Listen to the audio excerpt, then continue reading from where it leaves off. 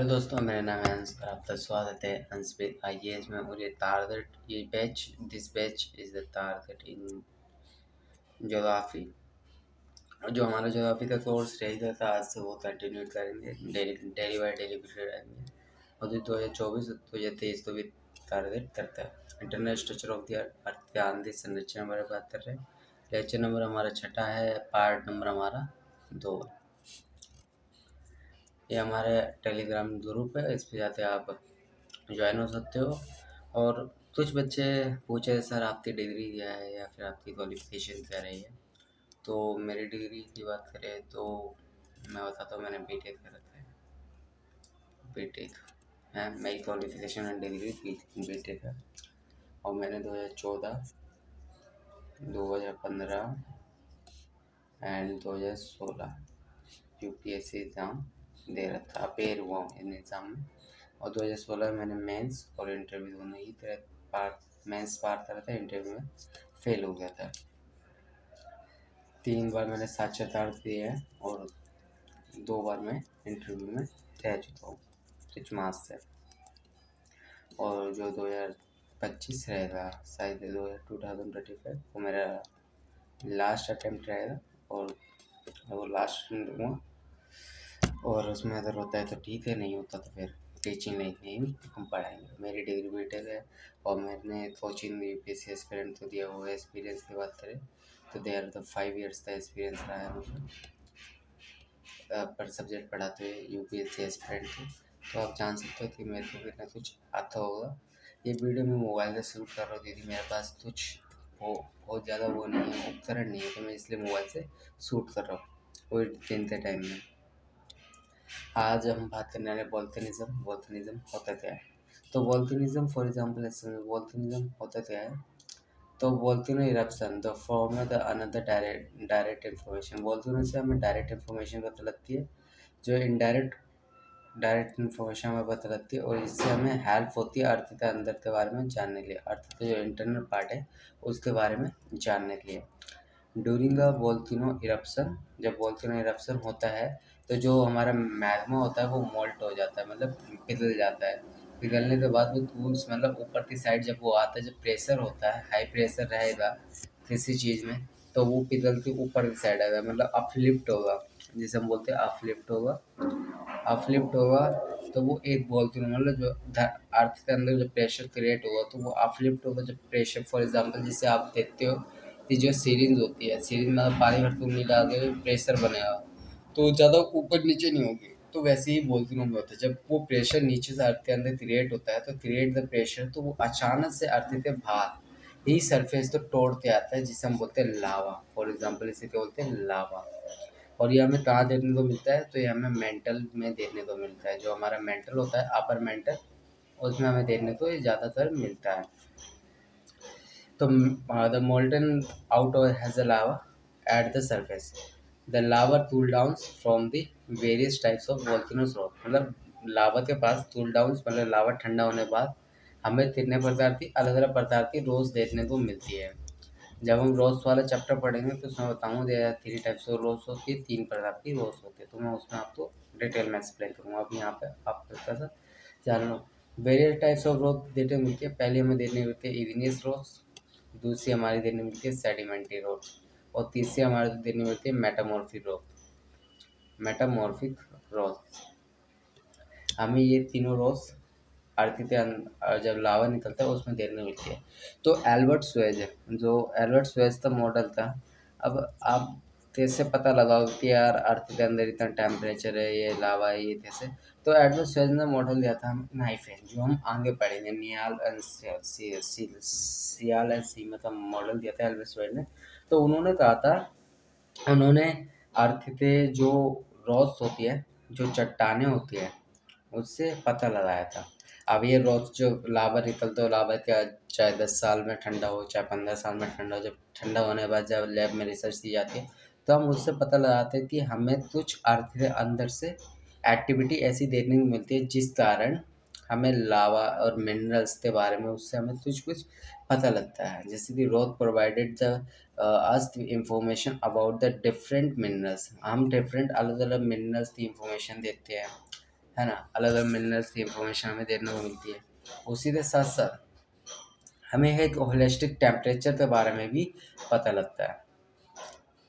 तो नेक्स्ट है हमारा इनडायरेक्ट सोर्सेस। इनडायरेक्ट सोर्सेस में हमारा कौन कौन सा आ जाता है, तो जो हमारा वोल्केनो है वो कौन से सोर्स में आता है, तो डायरेक्ट सोर्स में आता है। ध्यान रखना, डायरेक्ट सोर्स में आता है, क्योंकि वो डायरेक्ट नहीं निकल रहा तो डायरेक्ट में आता है। अब इनडायरेक्ट सोर्स में हमें अलग अलग चीज़ें देखने को मिलती है, जैसे कि ग्रेविटेशनल फोर्स, मैग्नेटिक फील्ड, है ना, varies of temperature, pressure and depth and seismic wave. Seismic wave one of the most important चीज़ है जिसके कारण हम अर्थ के अंदर, इंटरनल पार्ट ऑफ अर्थ के अंदर के बारे में जान सकते हैं कि अर्थ के अंदर कौन कौन सी हलचल होती है, कौन कौन सी मूवमेंट्स होते हैं। तो मेटेरॉइड्स से हम जानते थे ये भाई स्पेस में होते हैं, एटमॉस्फेयर तो बाहर होते हैं, मेसोस्फेयर में पाए जाते हैं। तो इससे हम अर्थ का सेम हम मेटेरॉइड से जान सकते हैं, जैसे मेटेरॉइड्स होता है सेम पहले टाइम पे अर्थ का सरफेस भी सेम ऐसे ही होता होगा। तो मेटेरॉइड्स 3 पदार्थ होते हैं, ये आपको याद रखना है, जो मेड ऑफ, एक होता है मेड ऑफ रॉक, दूसरा होता है हाईली पोटेशियम ऑफ आयरन, और तीसरा होता है बोथ, दोनों ही मिले होते हैं। ऐसे मेटेरॉइड्स जब अर्थ पे देते हैं तो हमें अर्थ के बारे में उनसे ना कुछ सी इंफॉर्मेशन जाननी पड़ती है। तो ये स्ट्रक्चर दोनों सेम है, अर्थ भी किससे नहीं, रॉक से बनी है। अर्थ के अंदर हमें क्या मिलता है, आयरन मिलता है, दोनों मिक्स हो जाते हैं, कौन कौन सी चीज़ मिलती है, मेंटल मिनरल्स, हमें ये सब देखने को मिलता है। अब बात करें ग्रेविटेशनल फोर्स, तो ग्रेविटेशनल फोर्स के बारे में हम बात करते हैं। तो ग्रेविटेशनल फोर्स हमें ये बताता है कि भाई जो अर्थ के अंदर दो ऑब्जेक्ट है ना, जैसे दो ऑब्जेक्ट है, मैं ऑब्जेक्ट का नाम ले लो G1 और G2, टू ऑब्जेक्ट है, तो ये दोनों पास आते हैं, है ना। तो अर्थ के अंदर हम जितना जाएंगे तो ग्रेविटेशनल फोर्स क्या होगा, उतना ही स्ट्रॉन्ग होगा। तो force the attract two object of the mass, तो दो ऑब्जेक्ट है, दो मास तो अट्रैक्ट करता है। The material of the mass has a stronger, the gravitational pull जो होगा, ग्रेविटेशनल पुल होगा वो क्या होगा, स्ट्रॉन्ग होगा। तो हमें देखने को मिले ग्राइनेट, हमें granite and dense high mass देखने को मिलता है अर्थ का। It higher gravitational pulls less than material, gravitational pulls higher होगा जबकि मटेरियल का मास क्या होगा, कम होगा। वॉल्यूम दोनों का क्या होगा, इक्वल होगा। तो वॉल्यूम में क्या देखने को मिलता है, इक्वल देखने को मिलता है। Gravity is known as the gravitational force. अब रिवर्स पोलर की बात करते हैं, रिवर्स पोलर होता क्या है, तो there is the completely reverse polar, जो अर्थ की जो मैग्नेटिक फील्ड होती है हम उसे रिवर्स पोलर बोलते हैं। ग्रेविटेशनल फोर्स के कारण क्या हो रहा है, अर्थ के अंदर जो नॉर्थ पोल है और जो साउथ पोल है, जो साउथ पोल है वो नॉर्थ पोल की जगह पे जा रहा है, और जो नॉर्थ पोल है वो धीरे धीरे साउथ पोल की तरफ शिफ्ट हो रहा है, जिसे हम बोलते हैं रिवर्स पोलर।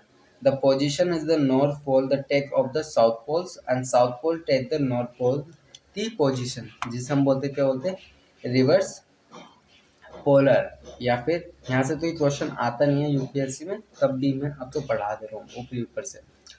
अब इसके बाद हम जब बात करते हैं तो हम अर्थ के अंदर की बात करते हैं, टेम्परेचर और डेप्थ के बारे में। तो माइनिंग होती है, तो माइनिंग से क्या होता है भाई, हमें पता लगता है कि माइनिंग करते हैं तो माइनिंग से हमें बहुत सी चीज़ें देने मिलती है, मिनरल्स मिलते हैं हमें अर्थ के, डिफरेंट टाइप्स ऑफ मिनरल्स अर्थ के अंदर से मिलते हैं ना।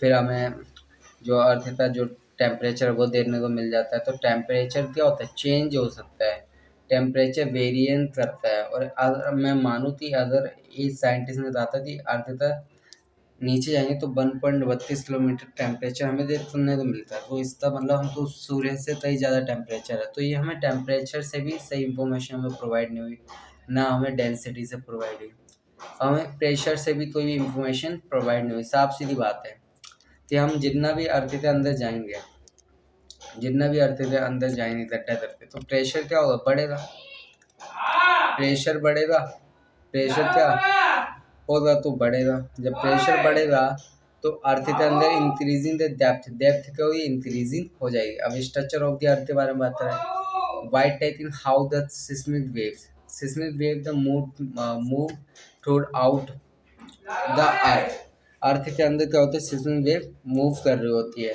अब ये 3 मोशन में मूव कर रही होती है। पहला, अगर अर्थ के अंदर जैसे जाने तो प्लेट टेक्टोनिक मूवमेंट होता है। प्लेट टेक्टोनिक मूवमेंट के बाद अर्थ की जो सरफेस होती है वो देयर 3 मूवमेंट करती है। तो उसके कारण जो सिस्मिक वेव जनरेट होती है उससे हमें अर्थ के बारे में कुछ एडिशनल इंफॉर्मेशन पता लगती है। तो सबसे इम्पोर्टेंट सोर्स क्या हुआ हमारा, सिस्मिक वेव्स हुआ।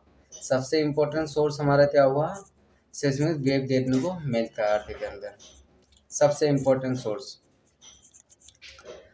उसी के साथ साथ जब अर्थ के इंटायर पार्ट की बात करते हैं तो दे आर 3 मेन लेयर्स देखने को मिलती है। पहला होता है waiter outer of the crust, जिसे हम बोलते हैं क्रस्ट देखने को मिलती है। दूसरा हमारा मेंटल, जिसे हम अपर मेंटल, और फिर हमारा इनर ऑफ द कोर देखने को मिलता है। 1% क्रस्ट होता है, 84% वॉल्यूम कोर मेंटल पाया जाता है और 15% वॉल्यूम कोर पाया जाता है। अब बात करें क्रस्ट, तो क्रस्ट हमें ना 2 टाइप्स ऑफ क्रस्ट देखने को मिलती है अर्थ के अंदर। हमारे को 2 टाइप्स ऑफ क्रस्ट देखने को मिलती है। पहली जो अपर मोस्ट क्रस्ट होती है, जो अपर मोस्ट क्रस्ट होती है बहुत पतली होती है, थिन होती है, मतलब जिसे हम बोलते हैं थिन लेयर ना, थिनकेस्ट लेयर होती है, वो बहुत पतली लेयर होती है जो इससे 0 से 100 किलोमीटर के आसपास में वेरिएशन में फैली होती है, जो अर्थ की लेयर पे होती है। Is the broad mixtures of the different types of rocks. इससे हम क्या पता लगता है, इसमें क्या होता है, रॉस के मिश्रण होते हैं, डिफरेंट टाइप्स ऑफ रॉस हमें देखने को मिलती है। पहले हमारी जैसे इग्नियस रॉस हो जाती है, मेटामॉर्फिक रॉड हो जाती है, सेडिमेंट्री रॉस हो जाती है। The thinnest crust varies under the oceanic and continental. जो थिनकेस्ट क्रस्ट होती है ये 2 पार्ट में हमने डिवाइड कर रखी है। पहला होता है हमारा ओशनिक और दूसरा होता है हमारा कॉन्टिनेंटल। जब ओशनिक और कॉन्टिनेंटल, तो ओशनिक प्लेट की डेंसिटी क्या होती है, हमेशा ज़्यादा होती है, आपने पढ़ा होता है 10वीं मूवी में। और वहीं कॉन्टिनेंटल प्लेट की डेंसिटी क्या होती है, कम होती है। जो कॉन्टिनेंटल प्लेट होती है ये ओशन प्लेट के ऊपर करती है, तैरती है। तो फॉर एग्जांपल मैं ऐसे देता हूँ, एक पानी से भरा हो उसमें लो और उसमें रेता डाल दो, तो रेता जो रेता अंदर बैठा वो क्या होगा, हमारा कॉन्टिनेंटल हो जाएगा। और जो पानी के ऊपर हमने ऑयल डाला, वो हमारा नहीं, वो जो रेता बैठा वो पानी के अंदर, वो हमारा हो जाएगा ओशनिक। और जो पानी के ऊपर जो रेता रहेगा, पानी के ऊपर जो हम तेल डालते हैं, तो जो तैरेगा वो हमारी कौन सी क्रस्ट हो जाती है, वो हमारी क्रस्ट हो जाती है कॉन्टिनेंटल क्रस्ट। तो एवरेज ओशनिक क्रस्ट हमें 5 किलोमीटर के अंदर देखने को मिलती है, जबकि कॉन्टिनेंटल क्रस्ट हमें अराउंड 13 किलोमीटर के अराउंड देखने को मिल जाती है। अब यहाँ पे बात करती थी तो अर्थ के जो मेंटल है, मेंटल में role of the seismic wave का क्या वो रीज़न है, क्या वो एंटायर ऑफ द अर्थ में, क्या एक तरह से बोले कि role of the seismic wave क्यों जरूरी है। तो ये पर ये पढ़ लेते हैं। The study of the passage the seismic wave through the help the knowing the structure of the earth. हम सिस्मिक वेव के द्वारा जान सकते हैं कि अर्थ का स्ट्रक्चर कैसा है। पहले आउटर कोर जो हमारा होता है वो डिस्कवर्ड, जो हमारा ये वाला कोर होता है आउटर कोर होता है, तो आउटर कोर जो वाला ये वाला होता है, तो ये क्या होता है, डिस्कवर्ड कोर होता है। तो इसमें 2 प्रकार की वेव चलती है। पहली हमारी होती है पी वेव्स, जो पी वेव्स जोन इसे ही कहते हैं, हम क्या कहते हैं, शैडो जोन भी कहते हैं या फिर पी वेव्स जोन कहा जाता है। फिर हमारा जो इंटर कोर होता है उसे हम क्या कहते हैं, एस वेव कहते हैं। तो एस वेव क्या होती है, यहाँ से पास नहीं होती है। एस वेव सिर्फ सॉलिड वाले पार्ट से पास होती है, बल्कि लिक्विड वाले पार्ट से एस वेव क्या होगी, पास नहीं होगी। तो जो पहली वेव हमारे अर्थ के सरफेस पे आती है, जब भूकंप आता है तो उसे हम बोलते हैं प्राइमरी वेव। और जब सेकेंडरी वेव जो अर्थ के सरफेस पे भूकंप तेज आता है तो उसे हम बोलते हैं सेकेंडरी वेव।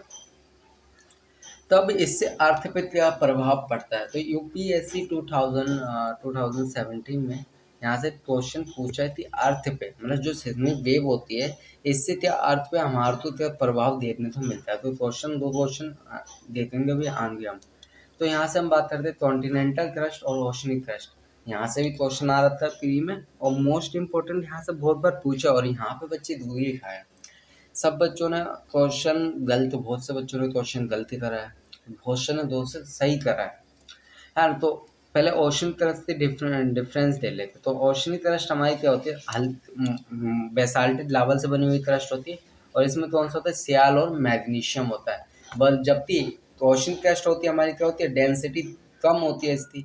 तो ये किससे बनी होती है, सियाल और एल्यूमिनियम से। और ये तीसरे रोस, इस पे कौन सी रोस बनती है, तो ग्रेनाइट लावा बनता है। जबकि ओशनिक क्रस्ट हमारी एवरेज टू 6 से 10 किलोमीटर के अंदर थिकनेस होती है।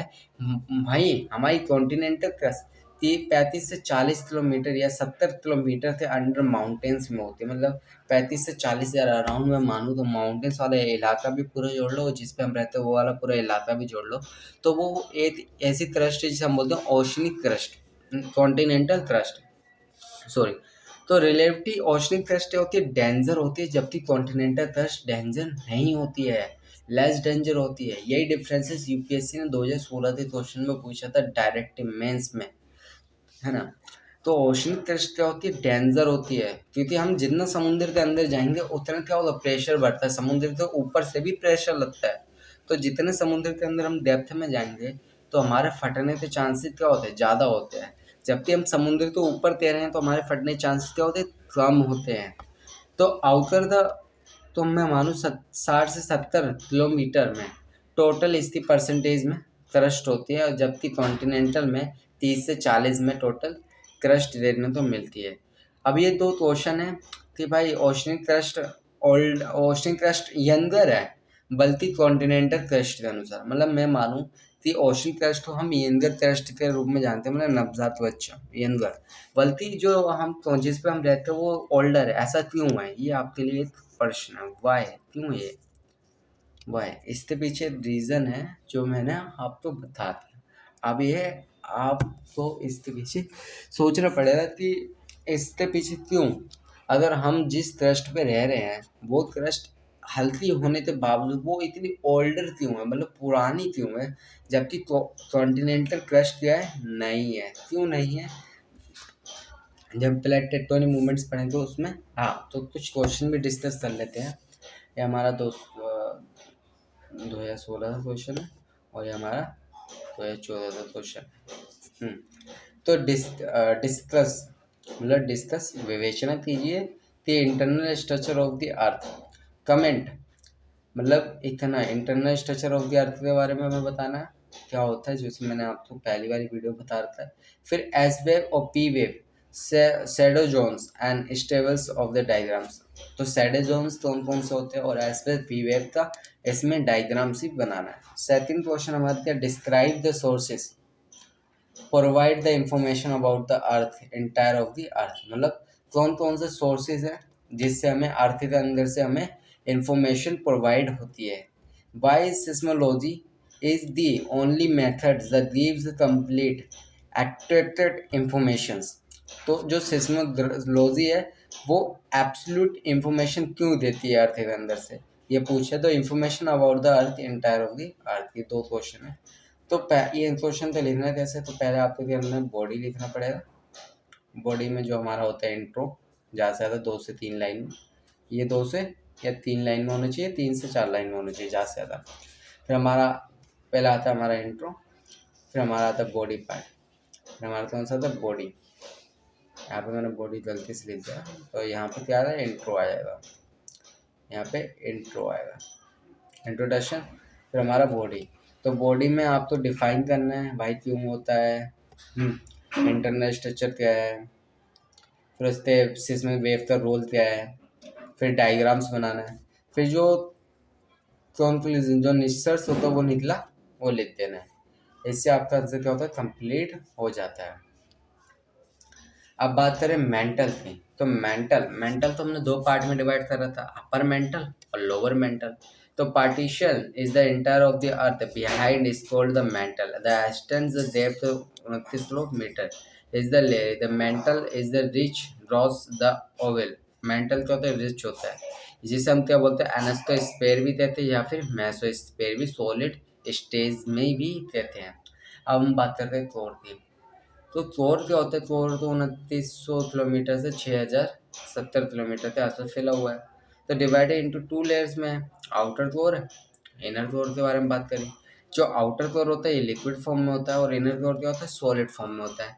तो आउटर कोर पे हमारी पी वेव तो चलती है, मतलब इनर कोर पे एस वेव पर आ जाए, तो पी वेव किस पे चलेगी, आउटर कोर पे ना, वो एस वेव पे चल सकती है। तो प्राइमरी वेव, सेकेंडरी वेव। तो फिर हम यहाँ पे देते हैं वेरी मटेरियल, तो वेरी हैवी मटेरियल देखने को मिलता है कोर के अंदर, है ना। तो इसमें निकल और आयरन देखने को मिलता है, आउटर कोर में, जबकि इनर कोर में हमें क्या देखने को मिलता है, सियाल एंड सीमा। तो अर्थ मैग्नेटिक फील्ड देखने को मिलती है। तो जो हमारा नाइफे वाला है, जो सबसे सबसे स्वेज सब जो मैं मॉडल बोल रहा था, एल्बर्ट स्वेज का मॉडल, वो ये मॉडल आधारित करता है। जो नाइफे है ये डेंसिटी इसकी ज़्यादा है। तो सियाल है मैगमा, नाइफे साथ है, तो हमारी कौन सी क्रस्ट होती है, ओशन क्रस्ट होती है भाई, ओशन प्लेट। तो ये हमारी कौन सी क्रस्ट होती है भाई, कॉन्टिनेंटल। डेंसिटी किसकी ज़्यादा है, ओशन की ज़्यादा, आप बोलोगे कॉन्टिनेंटल की कम है।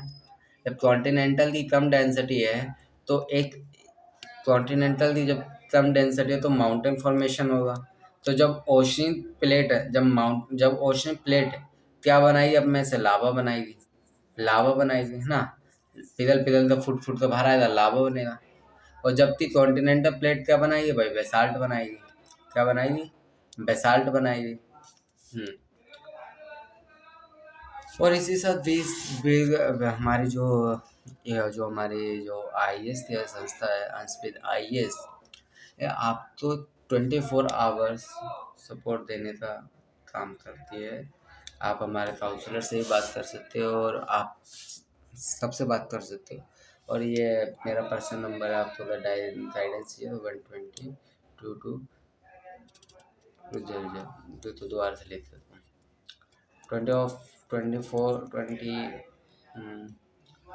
24/7 हम अवेलेबल रहते हैं अपनी कोचिंग के लिए। और ये हमारा नंबर है व्हाट्सअप 85222374। आप यूपीएससी प्रिपरेशन में जो भी डाउट हो आप पूछ सकते हो यहाँ से।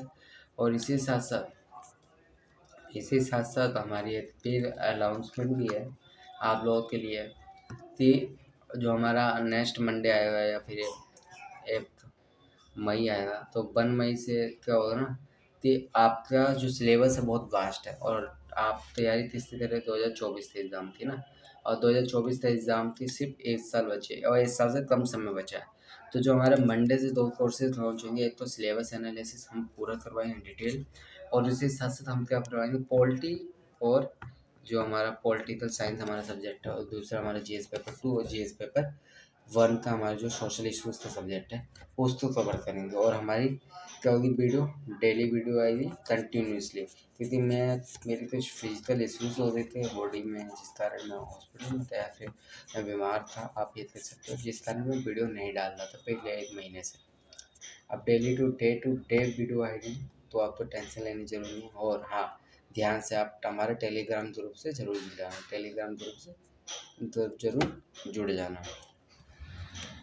और इसी के साथ अलविदा लेता हूँ। Thank you for watching this video, like and subscribe this channel.